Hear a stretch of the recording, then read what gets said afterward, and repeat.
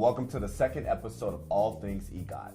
My name is David Gallo. And I'm Portia West. We've got a fun show for you today. It's our recap of the Oscars. Yes, Dave Bell is back and we'll discuss the show and how he did with his Oscar predictions. Also, fashion critic Patrick Mays is here with some of the hits and misses from the red carpet. He does not hold back, so get ready. But first, let's take a look at the second EGOTer, actress Helen Hayes. Helen Hayes is known as the First Lady of the Theater, and for good reason. Most of her 80-year career was performing on stage, but she was the second artist to reach EGOT status. Her first of two Oscars was claimed for Best Actress in the 1932 film, The Sin of Madelon Claudette. Hayes won her first of two Best Actress Tonys for the 1947 play, Happy Birthday. Miss Hayes' 1953 performance for the small screen brought her a Best Actress Emmy for an episode of the anthology series Schlitz Playhouse of Stars entitled Not a Chance. The 1977 spoken word recording Great American Documents earned Miss Hayes a Grammy Award. Coincidentally, she was the age of 77. It took Helen Hayes 45 years to achieve the EGOT, the longest time span of the dozen EGOT winners. She once said, "Age is not important unless you're a cheese." Helen Hayes' legacy extends beyond the stage and screen. She was a great humanitarian and philanthropist. She died in 1993 from heart failure. The Helen Hayes Rehabilitation Hospital in New York is a standing testimony to the First Lady of Theater. These details are obtained from wikipedia.org. For All Things EGOT, this is Destiny Struthers. What a career. Yes, and it's never too late, guys. That's right. Special thanks to our guest narrator, Destiny Struthers. And if you'd like to be a guest narrator, please email allthingsegot@gmail.com and type narrator in the subject line. Okay, it's Oscar recap time. Let's welcome back Dave Bell. Dave, I gotta say, your predictions were almost perfect, except for this one. In the end, it will be very close, but my prediction is 3 billboards will walk away with the Best Picture. Thanks a lot, David. Well, I knew it would be close, but The Shape of Water certainly beat the odds to win Best Picture. Well, how did you do with your overall predictions?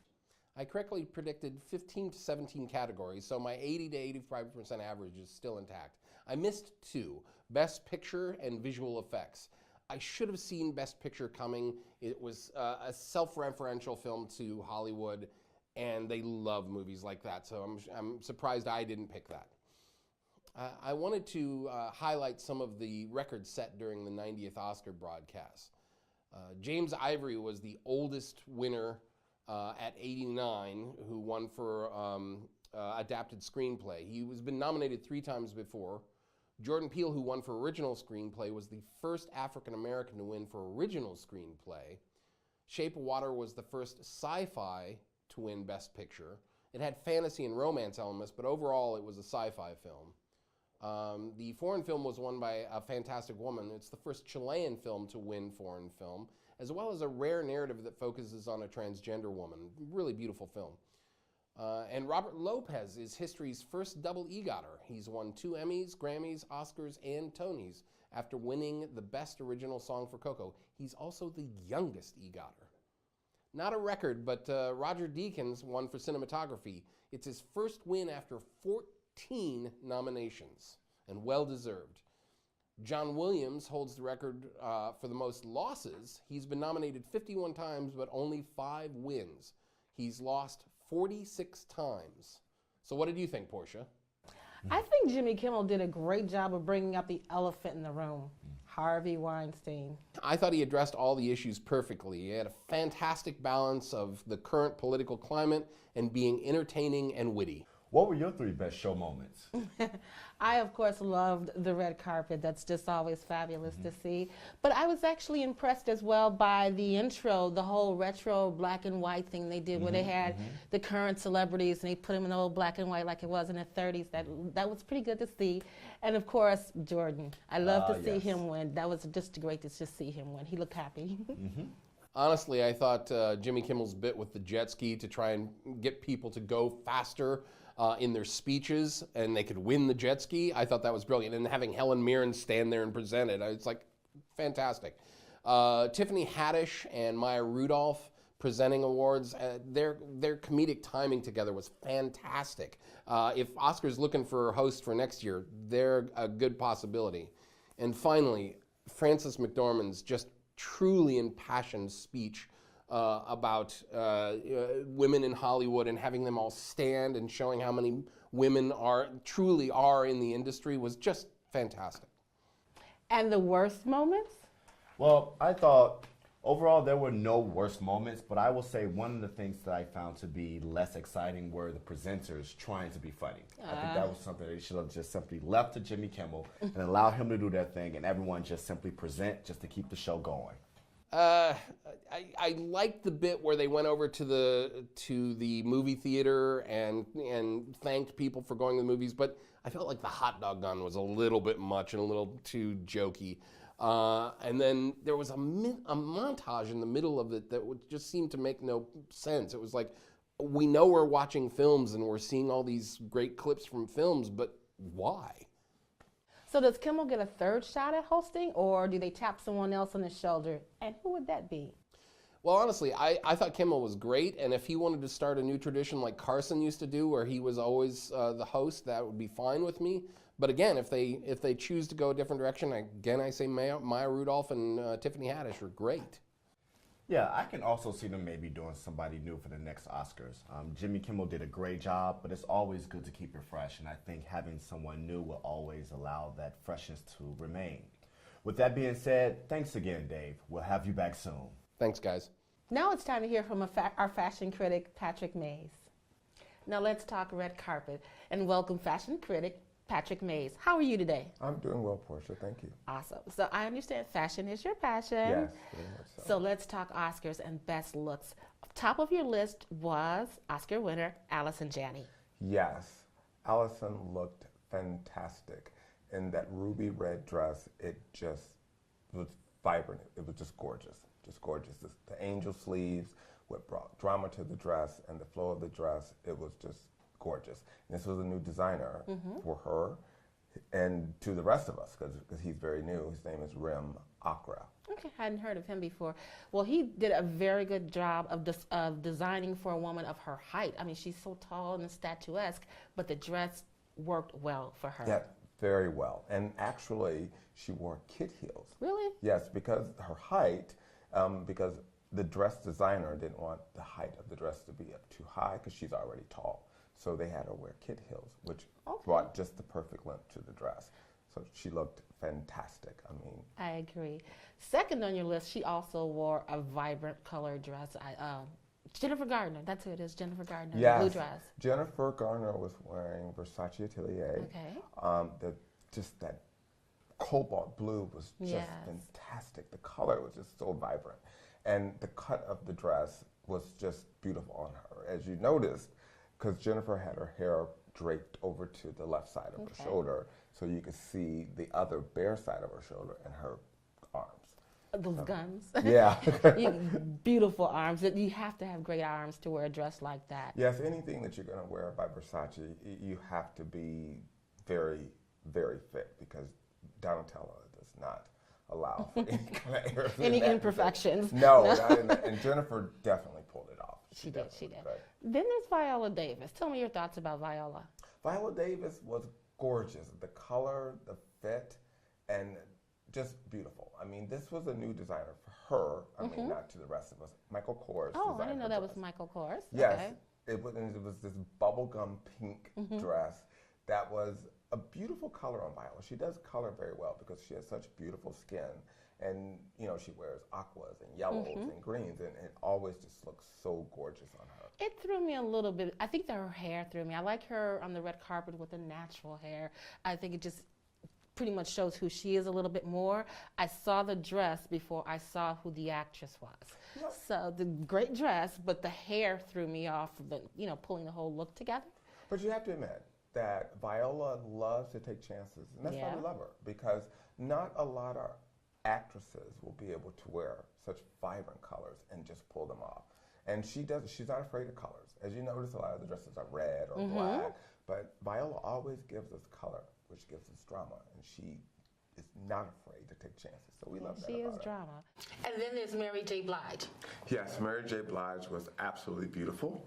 She was wearing Versace Atelier, and it was just gorgeous. It was this snow white skirt with the Swarovski crystal bodice. It was just gorgeous on her. She's always red carpet ready, I think. Yeah, she does. She's always, I mean, she has a beautiful, she's just enjoying her time now. And you could tell that, you know, just in how she just kind of glided onto the red carpet and the beautiful, just Snow White, you know.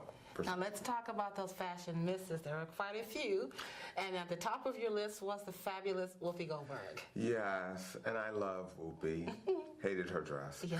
Hated it. And she was wearing Christian Siriano, and it looked like it was a curtain. I thought that's what you were going to say. She was wearing a curtain.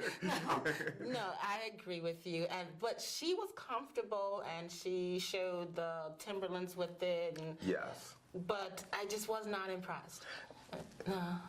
No one was impressed besides Whoopi. I mean, I just think that this is the Oscars. So I really think that she could have forgone, you know, her Timberlands and, you know, tried to just make it a little bit more gorgeous, I would Her say. daughter was very well dressed. They were on the red carpet together. That's what she went with, and she was very well dressed. Of course, because Christian designed her dress as well. Really? So I don't Same know. designer? Same designer, mother and daughter. And what happened to mom? It was just awful. Okay. Awful, Okay. awful. So, but we do love Whoopi, but did not love the dress at all. Okay, then there's Selma Hayek. What were your thoughts about Selma's dress? Okay. Oh my God. This is just no excuse. Okay. This is no excuse at all. Her husband owns Gucci. He owns Louis Vuitton. And she could have any dress that she wants. And she chose that. And she chose that. How would you describe it? Ugly. There's no other way to describe it. It was just ugly. It was just ugly. It looked like it made sounds when it moved. It was pink, but the little shimmery, whatever that was. Those are the sequins. That sequence? Okay. Yes. It just looked like it was loud when it moved. Yeah, there was a lot of things that was going on with that dress. It was just, I'm surprised because Selma's such a beautiful woman. Yes, she is. And her husband owns some of the top fashion houses in the world. And she, as you said, chose no excuse. That. No excuse at all. We're not going to give her a pass by any means. Now, the lovely Tiffany Haddish. Tiffany's hot. She's the hottest thing in Hollywood right now. Yes, she is. I don't know about that dress, but she made the worst dress list as well. Yes, she did. She was paying homage to her father. Okay. Which is why she went back to the town in Africa that he was born in. Oh, okay. To try to pay homage to him by having one of the best seamstresses. Of course, we don't know who the seamstress was, so they won't tell who the seamstress' name was. And thank God for Yeah, so there might be a reason. Yeah. It looked more like a costume than an elegant. I've seen her in beautiful gowns. Oh, absolutely. Before. She's Absolutely. a gorgeous woman. She has a nice body. She can play different looks. That looked like she was ready for a set somewhere. Yeah, like absolutely. Like she was gonna be like in some Victorian time period with the dress. So, and I really thought it was a joke when I saw her come on the carpet. I really thought it was a joke. So, but you know, in her defense, we'll give her a little bit of a play. You know. Oh, the homage to her dad. Yeah. She gets 2 points for that. Okay. Yeah, we'll give her 2 points for that. For the 98%, no. Oh, No. Well, fourth on your worst dress list was Emily Blunt. She wore some Victorian-looking dress. Yes, Emily Blunt was wearing a new designer, Skier Pinelli. Okay. And it's great that, you know, he's getting the visibility, but it was just an ugly dress. I just can't think of any other word to describe it. It was just ugly. And Emily Blunt couldn't do anything to even help this dress. Well, she's a beautiful woman, but Very much so. she's pale, and the pale blue dress all washed together. It looked kind of ghostly to me. Yes, and it was. It was It's just ghostly. Just ghostly. Just ghostly. I mean, even though it was this like iced blue, but I just can't think of any other word besides ugly. That was just it. It was just ugly. So I'm sorry, Skier Pinelli, but you know. It is what it is. Yeah, there you go. Yeah. Well, Oscars 2018 had a lot of fashion one-of-a-kinds, just like you. You're one of a kind. Thank you for joining us, Patrick. Thank you for having me. Well, he does not mince words. Nope. Our thanks to Patrick Mays, Dave Bell, and to you for watching. We welcome your comments. Email us at allthingsegot@gmail.com. Next time, we reveal EGOTer number 3. We'll also look at the artists we feel is most likely to be lucky 13 on the EGOT list. Who's that? Just wait and see. Great teaser, David. Bye. See you later. See ya.